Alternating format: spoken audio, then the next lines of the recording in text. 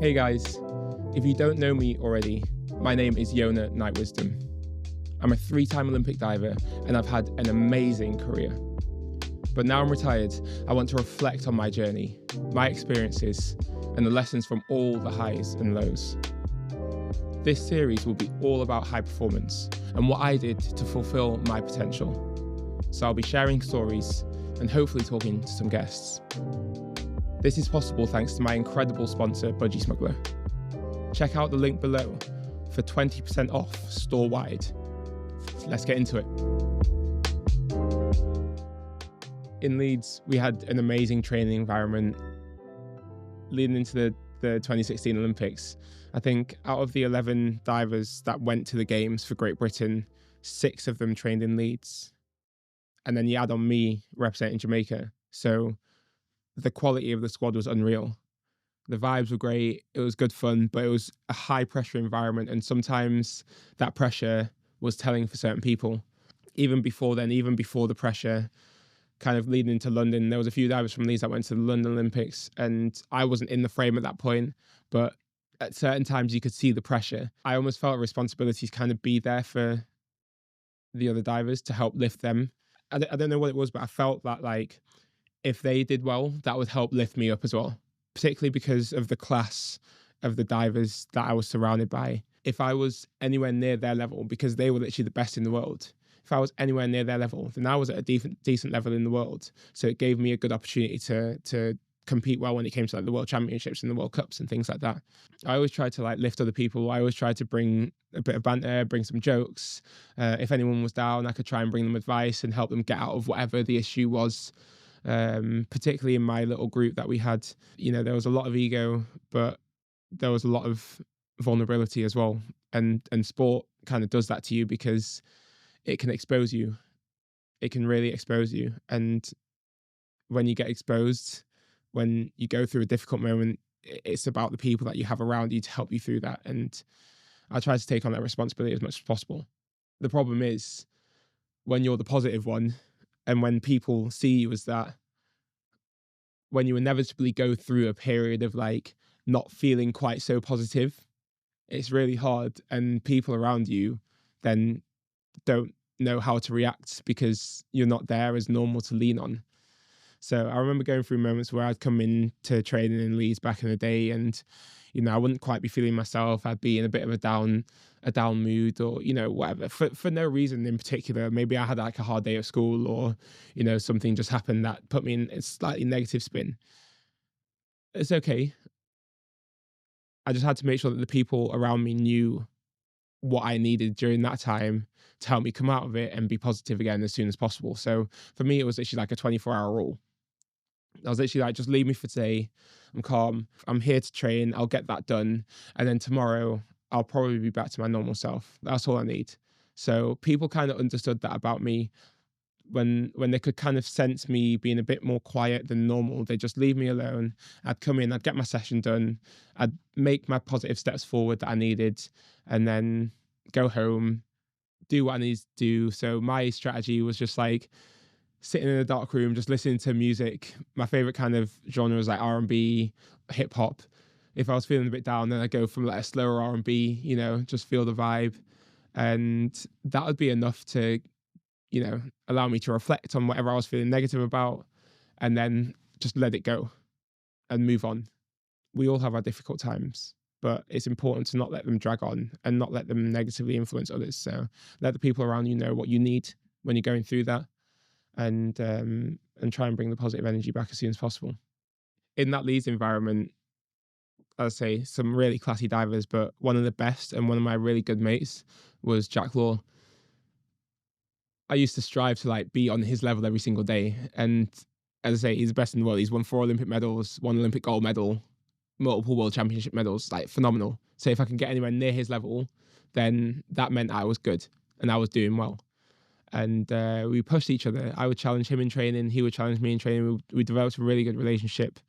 And then in 2018, when it was my time to leave Leeds, honestly, he was one of the biggest reasons as to why I considered staying, because training alongside him was something I enjoyed so much. I didn't want to let that go. But even after leaving Leeds, like we were always close. it was great when we could go to competitions together. He was a 3 meter diver just like me, and we'd always compete together.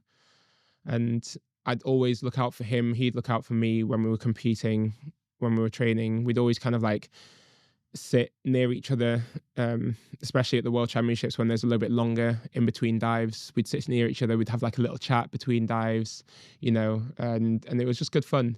But there were a couple of times where Jack had difficult moments in competition. Two specific ones I remember is the Birmingham Commonwealth Games in 2022, and then at the World Championships in Doha in 2024. Both those competitions, Jack had a failed dive, and he had some difficulties with his twisting dive, where he would just kind of bail out, and rather than doing the twist, he'd just continue doing somersaults and do a 3.5. And it was actually quite funny in Birmingham. It was his opening dive, front 2.5, 2 twists, and he got a bad start, bailed out, did a front 3.5, and it actually looked like a really good dive. So the crowd kind of applauded because they didn't understand diving well enough, some of them, to realize that he did it wrong. And obviously that was difficult for him because he was then playing catch up. But because he's so good, with 5 dives instead of 6, he was still able to make it through to the final. And in that moment in the competition, I kind of was aware of what happened. And as I was like preparing for my routine, I would like walk past Jack every single time from where he was sitting. So after seeing him do that failed dive, all it was just walking past and just a tap on the leg, just to like acknowledge that I've seen what happened, but you're good. You got this. Keep on going. Like, it's okay. And that's all it was. Because our relationship was so good, I think he got that just literally from a tap on the leg. It might have given him a little bit of something to keep on pushing for the rest of the competition. And then he ended up making it through to the final and then won a bronze medal at the Commonwealth Games. So that's a moment where I could have been selfish and focused on myself and focused on my own competition, not worry about him, and actually kind of be grateful that he made a mistake, because it makes it a bigger opportunity for me to get through because one of my rivals is out. But, obviously he still made it through. It was a similar thing in Doha at the World Championships. I think it was his 4th dive. A very similar issue on the twisting dive, did a bailout. And I was trying really hard in that competition because there were 70 divers. There was like an hour between dives. I was trying really hard to completely disengage from the competition, not watch anything, and then only re-engage when it was my time to dive. That helped keep my mind stable. And literally the one dive that I watched was Jack's failed dive. And I was like, oh man, bro, come on. But also great because it gives me a better opportunity of making it into the top 18, which I needed. So I was kind of like, fine. And he'd already got his spot for the game, so he wasn't too worried. But the same thing happened. Like I walked past him at some point in the call room, and I just gave him like a tap on the shoulder or like a slap on the leg, something like that. And it was just an acknowledgement, like, it's cool, you got it, I'm here for you, but I'm gonna concentrate on myself now. And I think that's important in those little moments, especially someone that you have a really good relationship with, to just help lift them, because they can lift you at another point when you need it. And that happened when we got to Paris. I had a tough semi-final, dived really well, but just missed out. And one of the first people that was there for me was Jack. And to see him there to console me in that situation was something I really needed.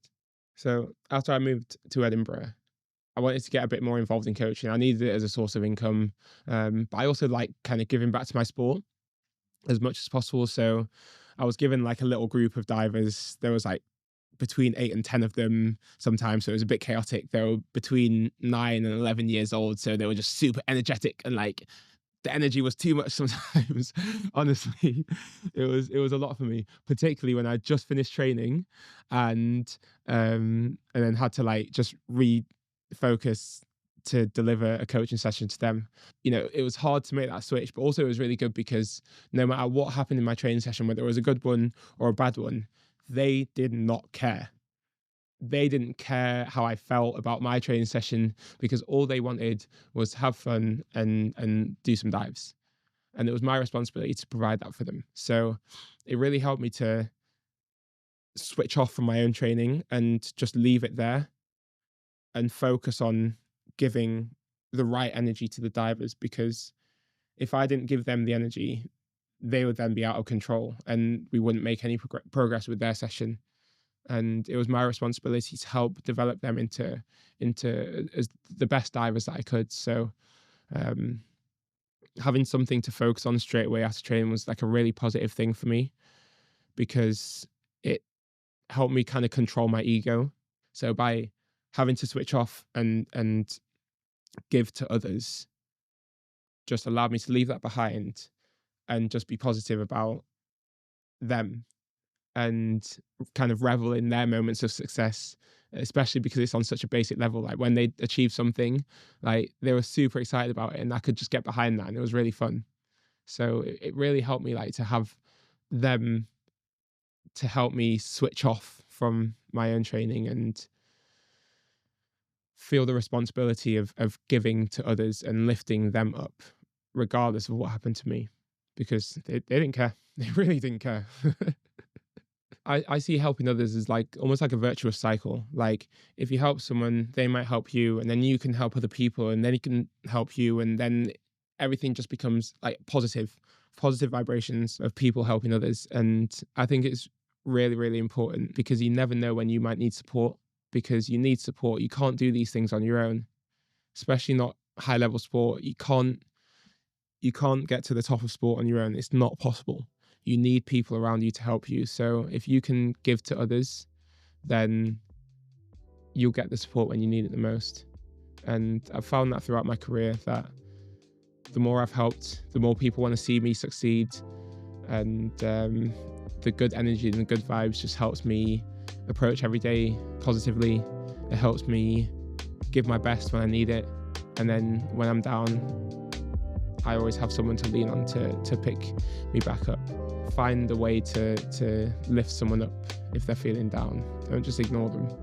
Give them a little bit of strength, give them a little bit of your energy, because it might change their life. It might be exactly what they need at that time. And then you never know when it's going to come back onto you.